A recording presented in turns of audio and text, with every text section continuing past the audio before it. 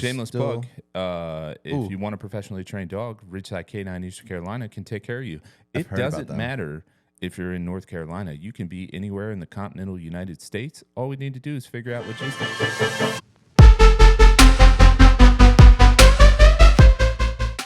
Welcome back to RidgeSide K9 EC Radio with Mike Swarchak and myself, Greg Hunt. Today, we're going to be talking about just tips to be a better dog owner. You know, not saying that you're a bad dog owner, but How to be better. yeah, how to be better. You know, how Tip to number one, how to improve don't some suck. things. Yeah, don't suck. Tip 2, follow step 1. That's right. Follow tip 1.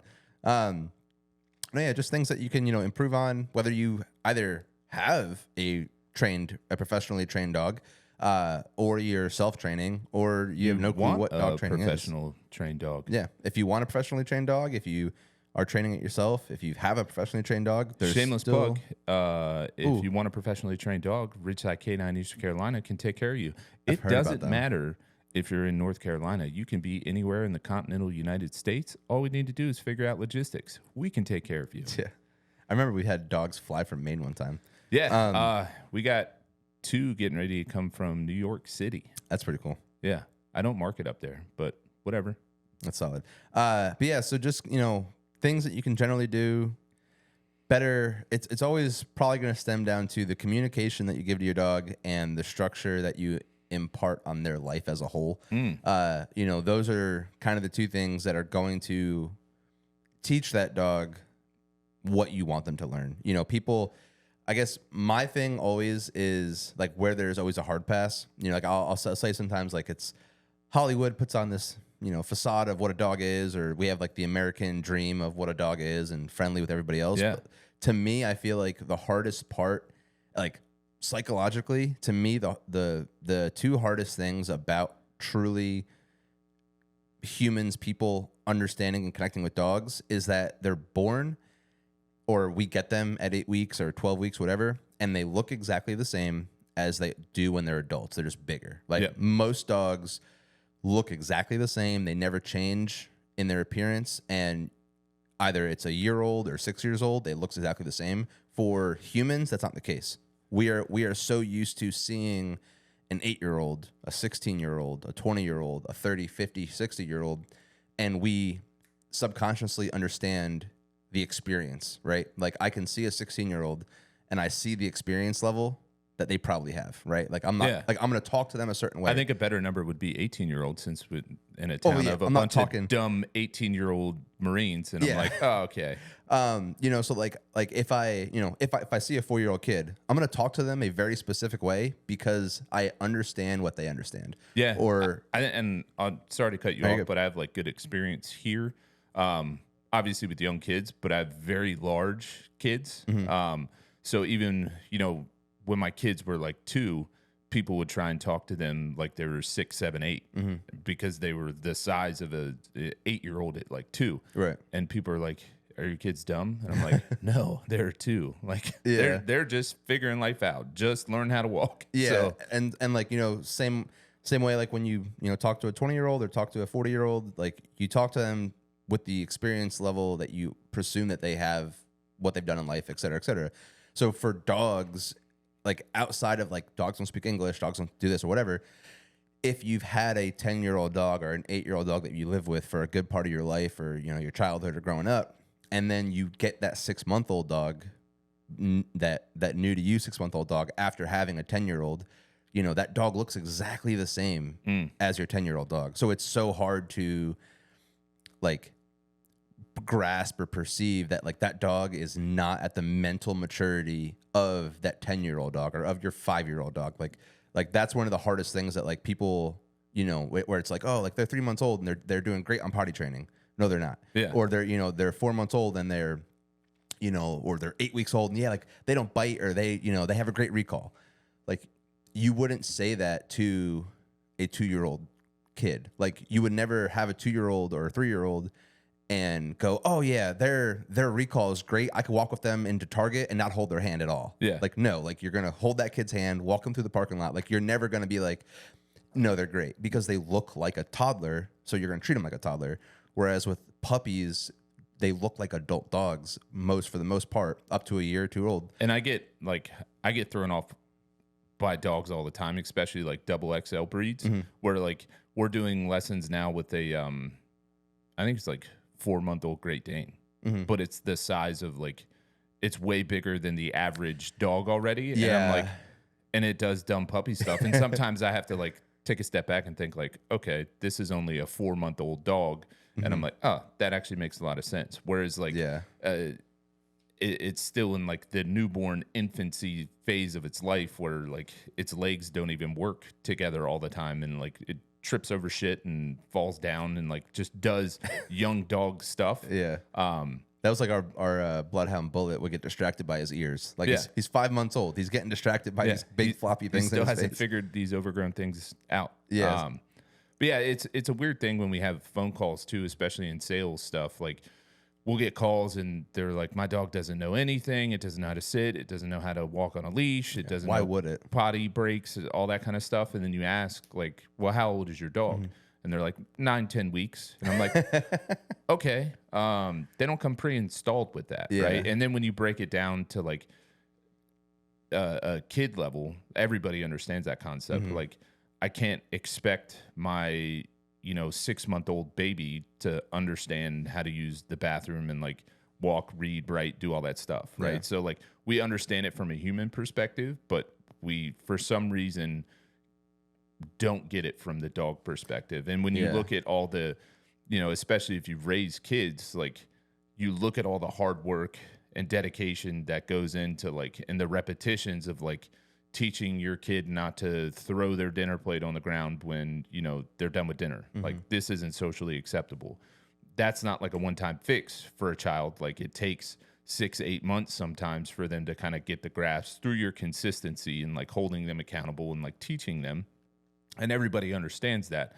But from a dog, like we have to teach them. That's if you want them to be behaved. Yeah. And like, it's not, like the terrible twos, it's not like. No, first of all, you're going to set me off. Okay. That's a fucking gimmick, right? Like once you have kids and you start looking up all these things, it's like terrible twos, 3-nagers, and then like 4s are assholes. And then like 5, like kids are just kids. Well, that's what I was saying. Like, it's not like, so what that is saying is that it takes years for a kid to develop and mature. Like, and sometimes I'm 38, mildly mature. Also, and then I still laugh at fart jokes. So I'll always tell clients, like it takes us 18 years to legally be allowed on our own. Like it takes 18 years of learning and developing and teaching and maturity to finally be able to go be on our own and be trusted enough. And we still can't, protect that trust. We still do stupid things, 30 years old, and we're still getting speeding tickets or still doing things when no one's looking that we shouldn't be doing.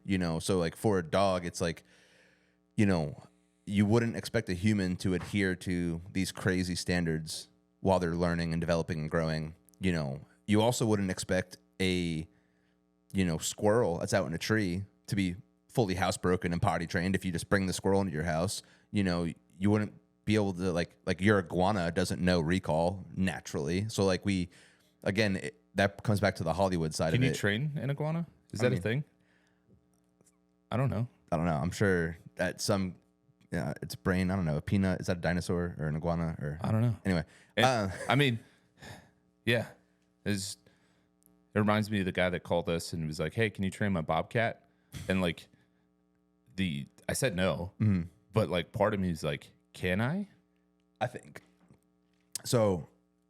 Leading into another part of this, so like don't understand or don't interpret that your dog is going to understand all these things, but leading into what I took a screenshot of from that Mike Lilly class was training a bobcat. No, you can't teach a dolphin in the ocean.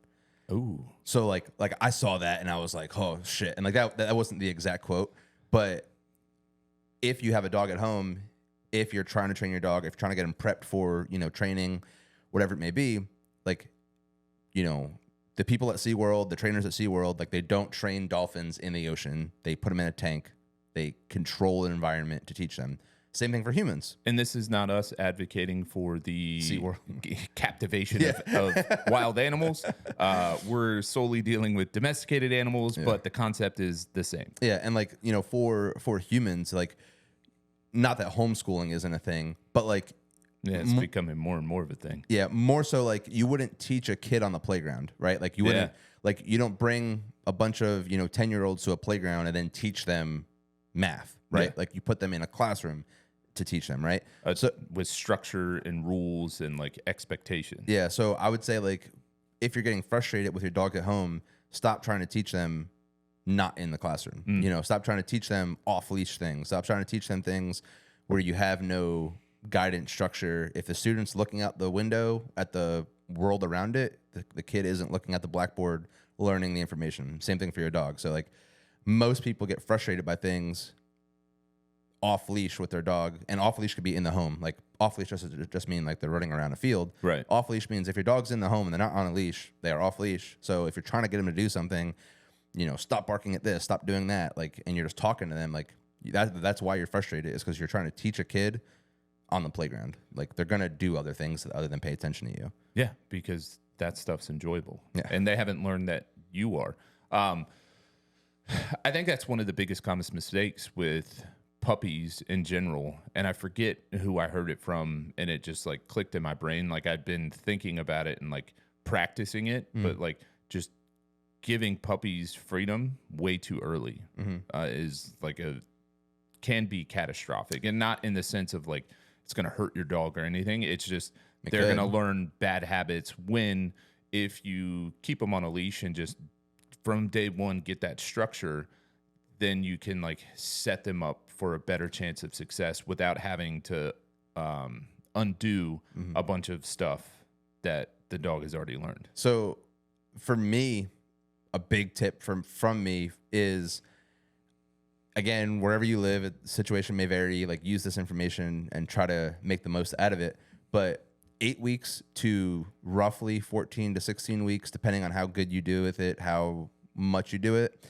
From 8 weeks, my rule is off leash outside, on leash inside. So again, assuming that you're using, if you have a fenced in yard and a safe environment for the dog to be in. Right. That's what I'm saying. Like, depending on your environment, depending on where you live, like if you're in New York City, this isn't going to work for you probably. But like if you have a big enough yard, and again, like, a dog at 8 weeks old, like if you have a front yard, that dog can't run faster than you if you're paying attention, kind of deal. Well, humans make mistakes. So maybe you should just do this in a fenced-in backyard.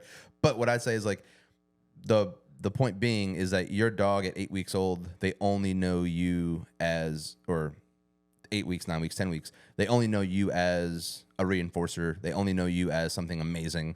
Their eyes, they can't see, like just like when you were a kid, like when you were 5 years old, like you didn't think anything existed beyond what you've seen, right? Like, you're driving down the highway, you didn't know that there was 1,000 acres to your right and 1,000 acres to your left. You only saw what you saw, and that was your whole world. Let alone like countries, continents, all that other stuff. So like, you at 5 is the same thing as that 8-week-old puppy. All they see is what they know. So they're not interested in, oh, there's squirrels in that tree, or there's, neighbors down the street that I can go run and chase, or whatever it is. They're 8 weeks old. All they can see is you. So every time they're near you, you're petting them, you're feeding them, whatever it is, they love being around you. So if your potty breaks are all off leash, we're safe to do so. That dog is going to develop and grow into that, 14, 16-week-old mindset. Once they can start thinking about what's beyond, they don't care as much, because I need to plug in that clip from The Lion King. Like Simba. Everything the light touches. Everything the light touches is ours. And like that's the thing, is that like, they develop that sense of like, oh, like I've been off like once, because like they're not thinking at 8 weeks old, like, oh, I'm off leash, like I'm gonna go run around. Like they're just, oh, I'm off, like I'm hanging out with dad, I'm hanging out with mom, whatever. So by the time that they are 16 weeks or 20 weeks old, they don't have that I want to go run away kind of feeling, or that flight or fight, or that flight risk feeling, because like they love being around you. They've grown up loving being around you. So like then when it comes to teaching them recall, it's super easy, because like they have so much less care in those like outside things. Whereas in the home, on leash all the time, that way you like, for your 5 minute, 10 minute, whatever free time sessions that you're like supervising them, if they're on leash, you can correct, like you said, not correct like you're making a aversive correction, but you can get them away from things, redirect them and show them what they're supposed to do. Yeah. Right. Like I think, and what you said is a key word is supervise, right? Like, and to take it back to the kid analogy, I never left my toddlers, like 1-year-old, once they started moving, like unsupervised. Yeah, you don't just get them out of the crib, put them on the ground, and like Good luck, homie. go to the garage. Yeah, especially, you know, my kids were super rambunctious and literally got into everything. So like you just supervise them nonstop because I know they're going to do something that's detrimental to their health at some point. Same thing with dogs. Dogs don't know that they don't come pre-programmed. Like I don't get to chew on this couch or this table or this shoe or grab this piece of trash that was on the ground, whatever. So you have to supervise them and overlook and be like, hey, dum-dum, like don't chew on this, maybe chew on the toy that I bought for you. Yeah. And just be consistent with it. Yeah, and like especially having them on leash, like because a lot of people will have a problem, like, you know, the dog will grab the sock and then run under the bed. Yeah. The dog will grab the sock and then they'll go under the kitchen table, and I can't like get to him. Like that's why you have that leash. Same Joke's thing on you, pup. I'll flip that bed over quickly. But like, you know, I have leash, like I can get to you like very, very easily. Kind of the same thing like when we're doing recalls, like I have that long line dragging. Like I can get to my dog in Just a safety net. yeah, to be able to grab that when I can't get so close to you. So Key point. Keep a dog on leash. yeah, keep them on leash in the home, and like have that good supervision. Like, you know, like you said, like you wouldn't let a toddler alone. Like you're like, you know, I think I was like 12 when my mom first left me home alone. Like obviously outside of her supervision, like, you know, when I was 10 or whatever, like I could be in my bedroom and she's not in the room with me anymore. But like home alone for the first time, like it took years and years and years and years. So like and I remember like as a kid, I don't remember like what the actual age was where I was left home alone. Once I got into a stable environment. But I remember like as I was getting up there and I thought I could take care of myself, and my parents would never do it. They would like have babysitters or whatever. And I'm like, this is so stupid. And now that I have my own kids, like thinking about getting to that point where they're like left unsupervised, I'm like, hey, I'm waiting until you're 27. Like, well, and that's the figure thing it is out.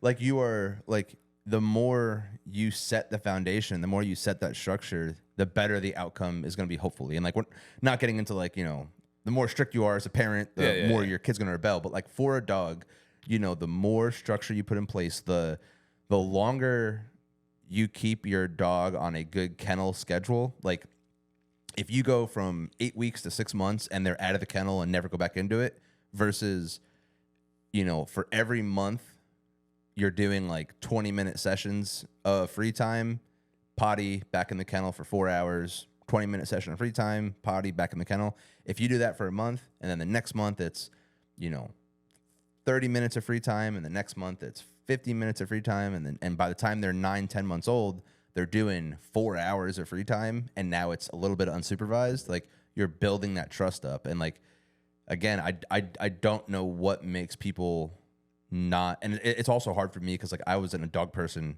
prior to being a dog trainer, really. Right. So it's hard for me to really conceptualize why people trust their dog. And like, I don't know if that sounds rash or not, but like no, it definitely does. Like, and I think sometimes like, you know, for me, I've always had dogs growing up, and like it was typically one dog at a time. So like you get that elderly dog, you know, once you get through the adolescent phase, then you got like 5-10 years of like just having a dog dialed in where you want it, Just and like maintenance. no mistakes, and you're just like hanging out, like getting the dog, just being friends, right? And then, you know, that dog passes on, and, you know, whenever you decide to get a new puppy, you've kind of forgotten about all the bullshit that puppies bring. Unless you're seeing puppies every day like we are. So then like you're like, oh crap. Like, or sometimes people just get that unmotivated dog, like an unmotivated puppy that's not rambunctious. You know, we get clients that call all the time, and I've had German Shepherds for 30 years. This one's just giving me hell. And then you kind of break down like what the German Shepherds they had before, and they were, you know, bred very tame, relaxed, calm, like just a calmer demeanor. And then for some reason they got sold like a working line shepherd, and they're like, this thing's dad's a like psychopath. IGP3. Yeah. I'm like, yeah, it is.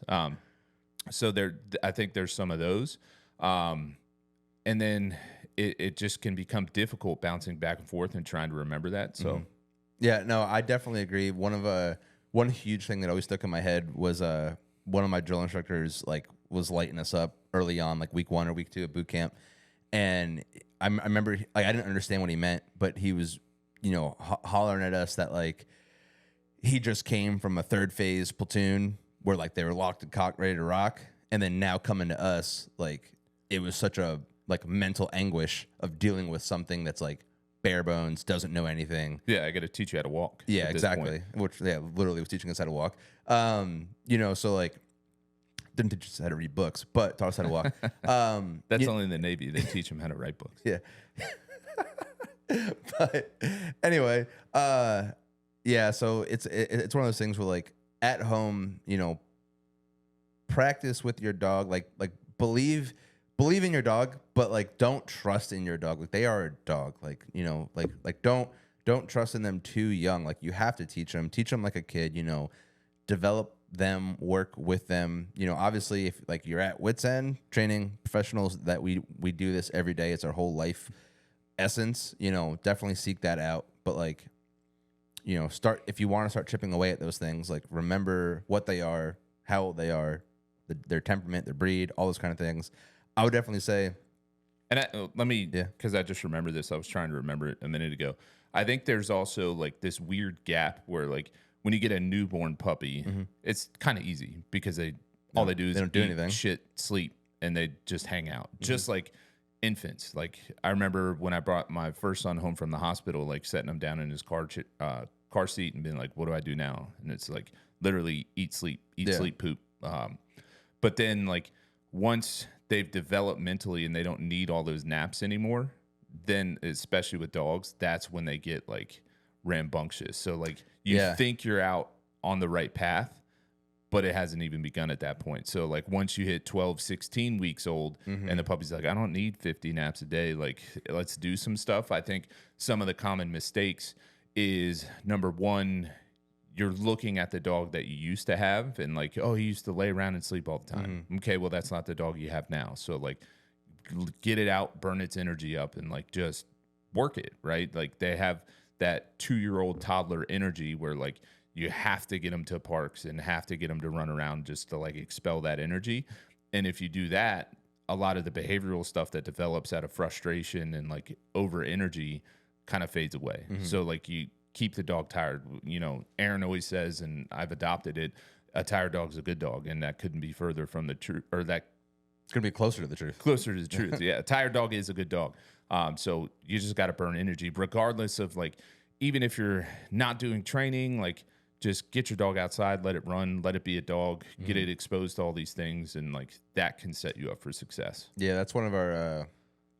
Right now we have that 10-week-old bulldog, and I can't decide if that thing's like adorable or like, I don't know. It depends on how you're holding him, and it depends on the lighting. It's the lighting. Yeah. But like for him, like, at 10 weeks for his breed, like, because again, it'll change by breed. Like a 10-week-old shepherd or a 10-week-old bulldog or a 10-week-old, husky, like they are going to be different at different ages.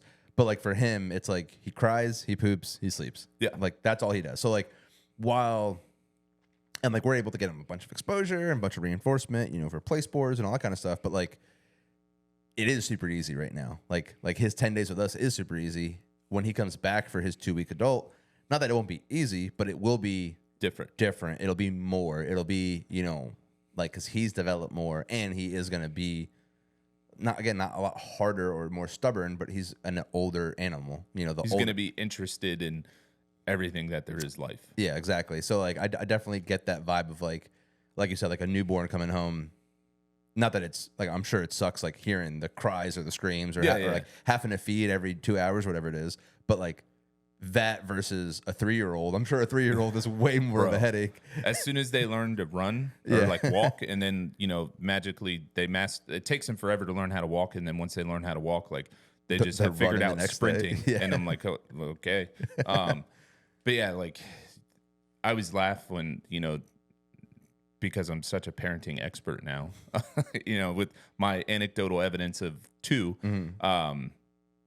I remember how stressed I was like in the beginning with the infant. And then now I'm like, if I could go back to that day, be like, bro, this ain't shit. Just wait. Just wait. But it's wild. So like once you have this rambunctious dog, I think the other thing, the most valuable thing besides not allowing the dog off leash is number one, building your relationship with the dog, right? Get the dog to just trust and, love the shit out of you, for lack of a better word.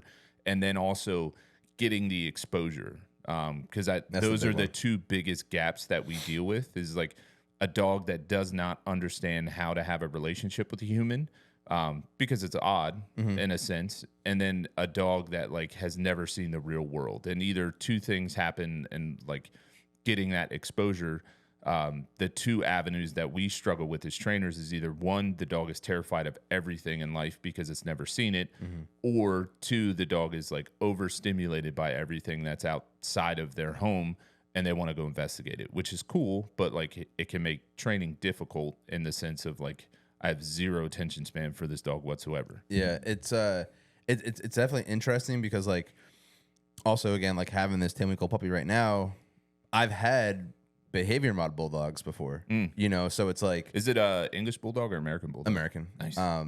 Yeah, I'm not a fan of like, I don't know, like English and Frenchies. Like I don't like the smaller bulldogs. Like I like a Thanos was cool though. Yeah, Thanos is cool.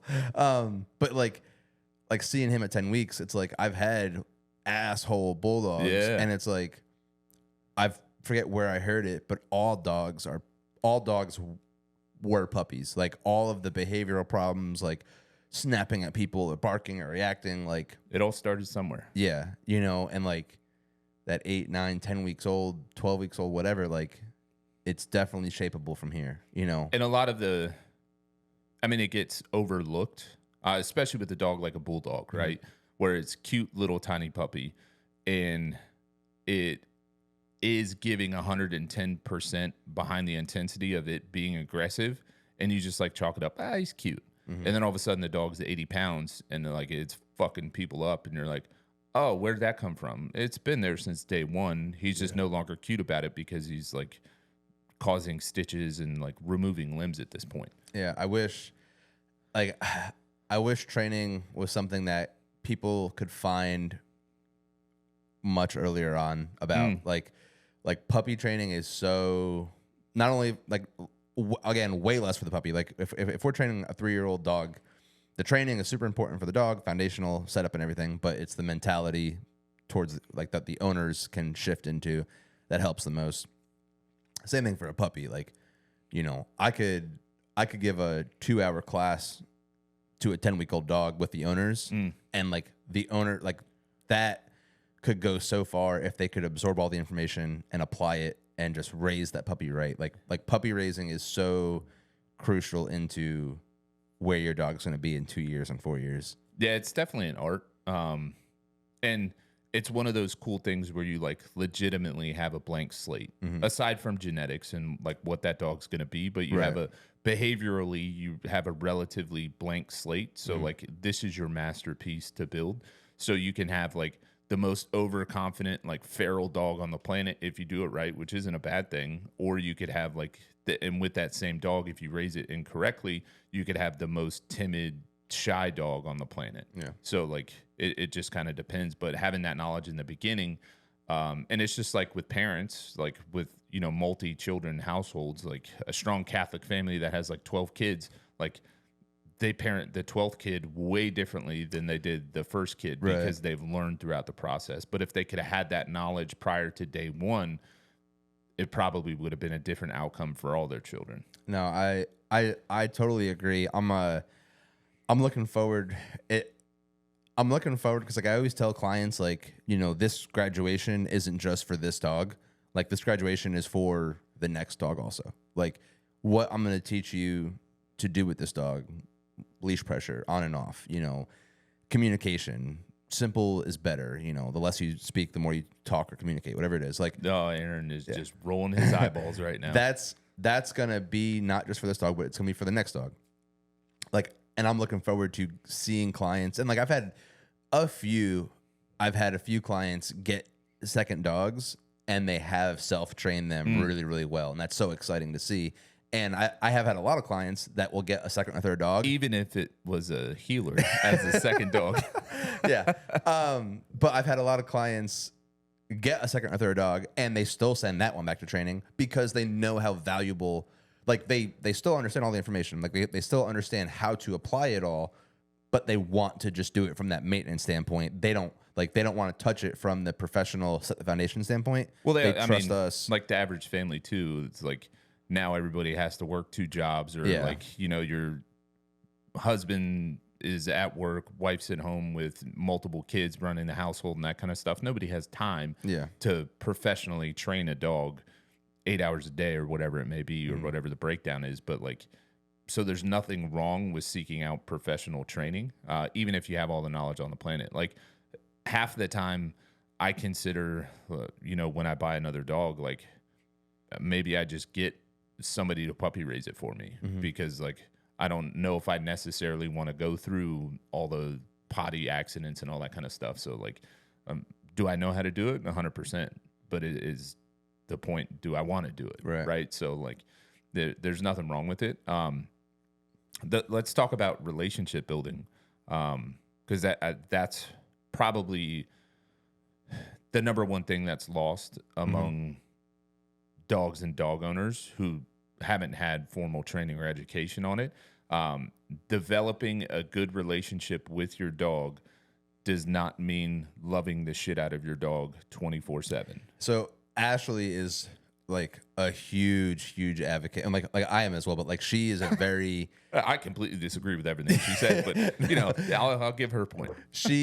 She's that's one of the first things that she talked, like, because like we all have 10 key points to talk about. That's one of her very first things to talk about is a healthy relationship. Like she will acknowledge the client's relationship with their dog is unhealthy, and she pinpoints that because it is one of the most important things.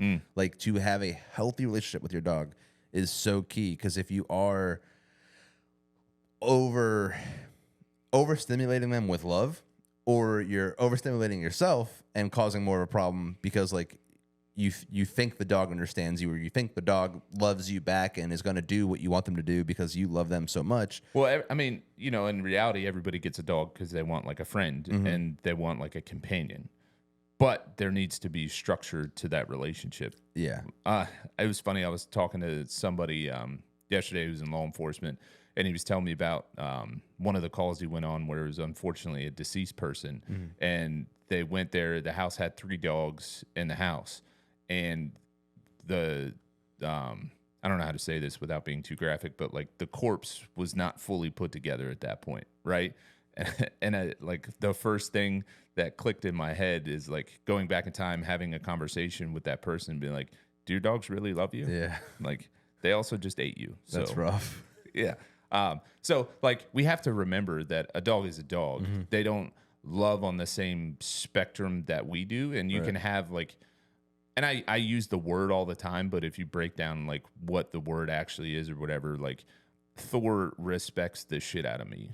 And like I'll tell people he loves me, but at the same time, if I died, like I have no doubt he would eat the shit out of me, right? As graphic as that is. Yeah. He also bites the shit out of me sometimes if there's imbalances in our relationship. So having that healthy, and that's a good way to put it, because it's neither like good or bad, but like just healthy relationship where it's structured on both ends. Like we have the rules, we have the foundation, and we have the, you know, the good stuff on the back end of that. The reinforcing side of it with a purpose is key and vital to the dog growing up to be the best version of themselves. Yeah, we had a few more recently where, and even after training, where the owner, like the mom, great lady, loves the shit out of her dog, like, but she desperately needed the training just as much as the dog did. Sure. And we got, you know, like some follow-up questions after training was done. And one of them was like, hey, like there was kind of an incident. I went to go, like he was laying on his bed, you know, like he doesn't sleep in bed, not like a boundary thing, but he just likes to sleep on his bed overnight. So he was sleeping on his bed. I just like finished brushing my teeth, and I went to go kiss him goodnight. And when I like bent over to kiss him goodnight, he growled at me. Like I didn't wake him up and startle him, but he was just laying there about to go to sleep, and I went to go kiss him goodnight, and he growled at me. You know, is that when I like tone? Like, like what correction do I make or whatever? And it's like, that is, you know, a boundary thing. Like, your dog was telling you he was uncomfortable. Like, and I told him, I was like, in that situation, I wouldn't correct the dog. Like no, you, like I would correct myself. Exactly. So it was, you know, you did something wrong. You made your dog uncomfortable. If you were brushing your teeth and then your dog ran into the bathroom and bit you, like, yeah, that's a dog problem. That's a dog problem. But if you are Change doing your toothpaste, if you are doing something that makes the dog uncomfortable and you're concerned about it, like, you need to do self-reflection, you know. And it's like, why do you want to do that? Like why do you need to do that? Especially in the context where it's something that's unnecessary, right? But it was but I want to. Yeah. And it's like, but that isn't that behavior from the human aspect isn't necessary for the dog's survival. Like, obviously, when it comes to like grooming, teeth, feet, all that kind of stuff, that's all necessary for the dog's survival and like hygiene. Yep. So like conditioning the dog to like have its ears manipulated, have its teeth mess with, that kind of stuff, is, you know, vital for the longevity of the dog. 100%. But also that stuff is way easier when you have a trusting, healthy relationship with your dog. Yeah. Like, I can go with Thor, my retired police dog. I can personally do whatever I want to him. I can clean his teeth, I can clip his nails, dig in his ears, like mess with his eyes. Like, he doesn't care because he trusts me, and I've done it thousands of times. You've petted him and like you've played ball and like you're social with him, but I promise you, if you go to like clean his teeth, he's gonna fuck you up because like you guys don't have that respect, trusting, healthy relationship. You're just like a food and Pez dispenser for him when he wants it to be. Yeah, like, it's so like, and where that healthy relationship is like we've had clients that are just, you know, once they get back reunited with their dogs, it's just 100%. Like I want people to love their dog. Like, I'm not telling people not to love their dog. Like, I love the shit out of my dogs. Like we were just talking about, we had one of our clients, their dog got chased by another off-leash dog, like towards a street. So like recall was huge. Like, she was able to recall her dog away, but like she called her dog off of being chased by another dog. Yeah. So this is what happened. Wild. So the game lands on 210. Yeah. Where there's a parking lot literally 50 feet from a busy road. Yeah. She had just gotten back from hiking, so it was the healer and everybody. Yeah. So, shout out. That's 2 mentions in one episode. Yeah. So Xena was off leash, you know, coming back from a hike. They're walking into the parking lot, and she had her relatively close to her, about to get into the car. Some other lady gets out of her car, ignorantly, I guess you could say is the word, lets her other 2 dogs out of her car off leash without like having leashes on, without like scoping the area. Like, she just got out, and her other two dogs barged out of the car, ran right up to Xena, chased Xena towards the street. So like, as Xena's being chased towards the street, she recalls her. She whips around, runs up to mom, and like mom, like, you know, kind of defend, because like the other lady wasn't really helping at all. Right. Like, she wasn't like chasing her dogs or anything. So she like kind of got her dog back and then like fended off the other dogs until the mom can come get those dogs. But yeah, like, it's just one of those things where like, that's a hell of a recall. Yeah. I was like, that's phenomenal. I don't even know how to like replicate that in a training environment. Yeah. Like, you're being chased to be attacked by another dog. Yeah. And like, hey, I got to recall you past that thing. Your instincts are telling you 110% to like get the fuck out of here. Yeah, that was solid. But anyway, that's it. I'm getting that Bobcat, and we're gonna use that for training. And like, if your dog's not there, natural selection, I guess. I was like, you know, disclaimer, not. If that was my dogs, like I love my dogs. If one of my dogs got chased into the street by another dog, like, there would be serious problems. Like, you can go ahead and call, you know, the state troopers and the sheriffs now, because there's going to be a problem. They're going to need to tape off this scene. Correct. I love my dogs. Child. Yeah. So I'm not telling you not to love them, but it's how you love them. It's how, like, bombarding them. Like, not only is it making the relationship unhealthy and unstable in one aspect, but you're also confusing the communication as well. But just bombarding them with 24/7 petting, and 24/7 baby talking, and 24/7 all this stuff. Like it is not comfortable and social for them.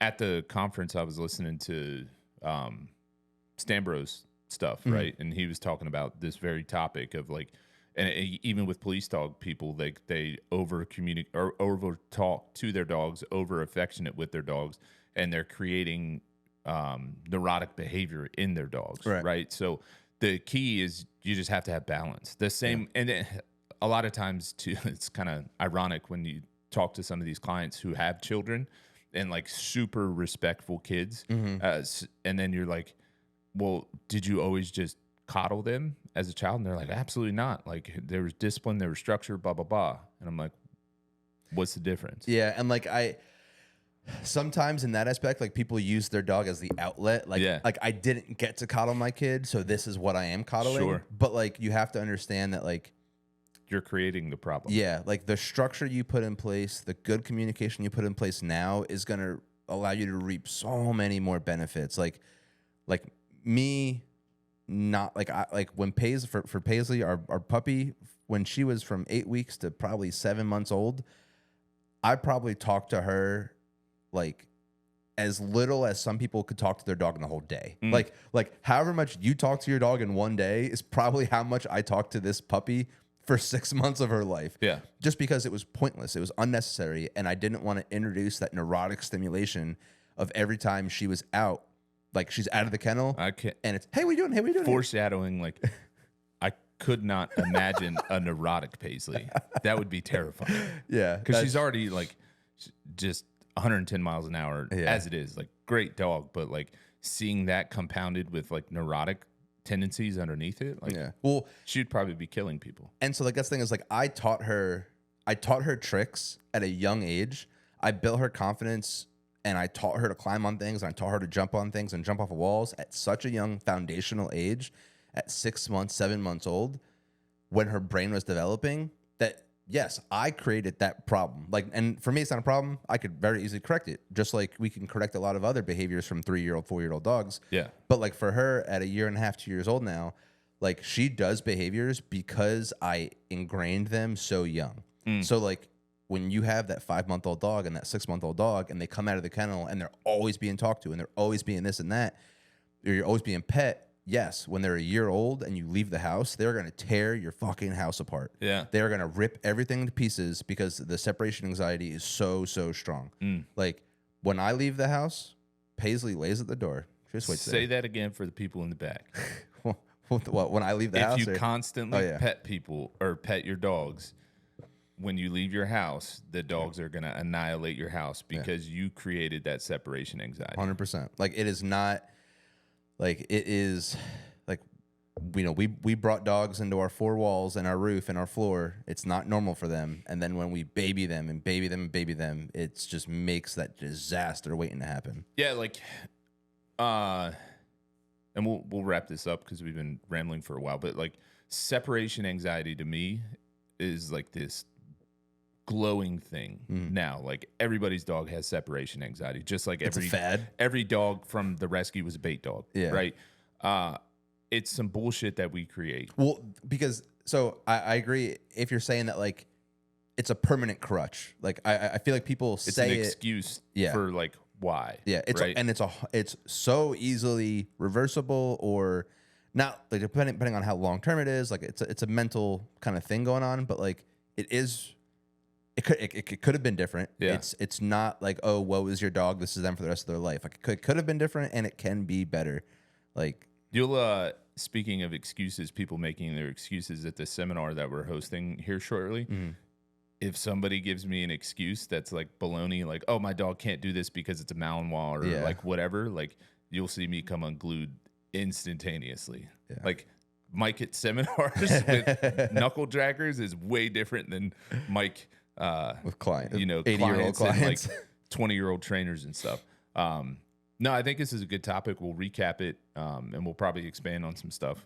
But key to raising and developing a puppy is step 1: don't give it freedom right off the rip, and build a healthy relationship with the dog that is balanced. and also build the confidence with the dog and get it that exposure. Yeah. We can do a whole episode on like confidence building and stuff. I mean, we can do a whole episode on everything. On brushing teeth and not getting bit. Yeah. Change your toothpaste. Or maybe it's because Colgate owns dog food, so the dog thought you were eating its food. Resource guarding that. Like Kibbles and Bits or whatever bullshit dog food they own. Yeah, it's resource guarding its food because, like, I don't know. Anyways, where can people wrap you up? I like how at the end of each episode, like, we just go on a dumb ramble. Yeah. That's our thing. It's good stuff. Yeah. You can find me at rsk9nc.greg and RSK9 Training Supplies for all of the dopest dog gear you can ever imagine. Dopest. That's a new slogan. Yeah, you can. If you're interested in the professional training aspect of this, and you aren't turned off by this episode, and like these guys are just idiots, I promise you, we're professional. But you can find us at RidgeSide K9 Eastern Carolina, and if you're looking at me personally, you can find me at Mike_Swarcheck with the blue check because it's verified, and I pay my money to have that happen. Yeah, it's a tax write-off. Yeah. We'll see you guys on the next one. Later.